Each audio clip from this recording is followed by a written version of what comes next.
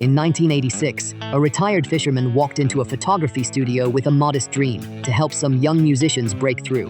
He didn't know they had already sold millions of records. His name was John Button.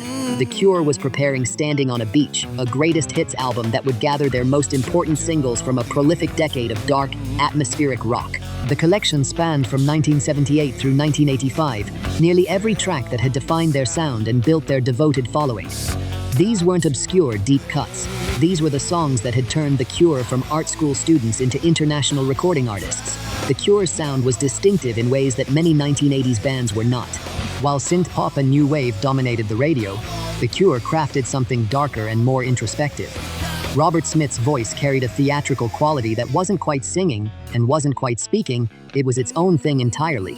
Keyboardist Roger O'Donnell's synthesizers created moody, atmospheric textures. Simon Gallup's bass lines were heavy and deliberate. Together they created something that felt like stepping into a room where the lights were dimmed and something sad was happening. But it was a beautiful sadness. Millions of people responded to that. Concert venues filled when they toured. Record stores reported strong sales. Critics recognized them as innovators. By 1986, The Cure wasn't a band hoping to break through. They were already there, already established, already successful.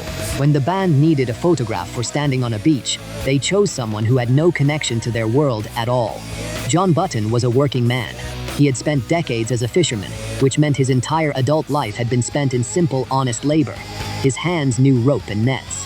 His back knew the strain of hauling catch from the water. His face bore the lines of sun exposure and salt wind and weather. The photographers didn't choose Button because of his fame or his connections. They chose him because of something ineffable in his bearing. When he stood before the camera, there was nothing performed about him. No pretense, no attempt to be anything other than what he was. He looked like he had earned the right to be on an album cover, not through music, not through celebrity, but through simple, honest work. That's what they wanted. That's what they needed. When Button was asked why he had agreed to the shoot, his answer revealed his character in a single sentence. He said, "If I can help these youngsters break through, after all, why not?" There was no irony in the statement. He wasn't being clever or self-aware. He genuinely believed these young musicians needed support. He genuinely believed his participation might help them reach an audience they hadn't yet reached. That simple goodwill, that willingness to help people pursuing something difficult, was his only motivation. He was 70 years old at the time. He had worked his entire adult life. He understood what it meant to labor toward a goal. He understood what it meant to want to succeed at something. So when he saw young people trying to break through in music, a field he didn't understand but respected, he said yes.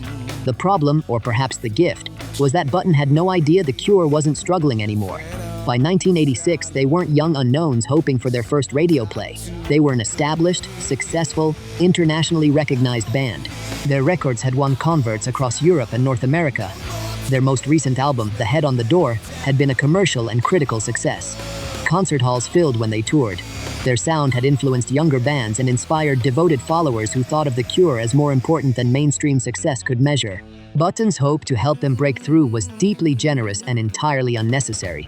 They had already broken through. They had already won. Standing on a Beach arrived in stores in May of 1986. It became successful immediately. The album ultimately sold approximately 4 million copies across the world. In the United States, it achieved platinum certification twice over, meaning at least 2 million copies sold in that single country, a marker of massive sales and genuine mainstream acceptance. Music journalists praised it. AllMusic would later rank it as one of the finest albums of the entire decade. Radio stations played individual tracks. Younger listeners who had never heard The Cure discovered the band through it. Older fans bought it as a definitive collection of what made the band special. That photograph of John Button, the retired fisherman with his weathered face and steady, calm gaze, became iconic.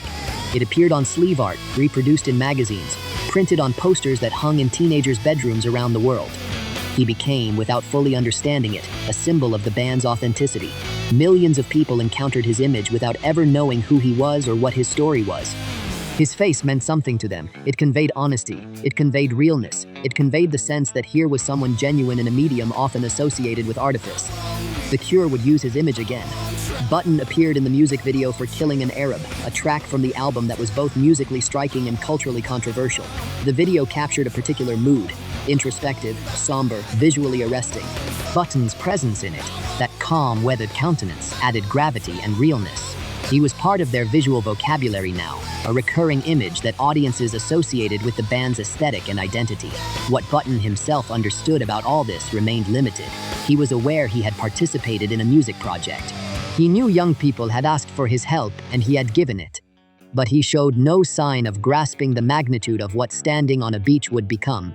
When discussing the album, he mentioned that he might buy a record player out of curiosity, just to hear what these youngsters had made. It was a strikingly humble statement. Here was a man whose photograph graced one of the decade's landmark albums, and he was considering purchasing equipment to listen to their music, the way someone might attend a local talent show or a friend's performance. The heart of this story rests on something simple. John Button's generosity was real, even though it was based on a misconception. He thought he was helping young musicians who needed support. In reality, he was helping an already successful band reach even greater heights. But his yes was no less genuine for being rooted in an inaccurate picture. He was answering a call to support artists pursuing something difficult. That was what mattered to him.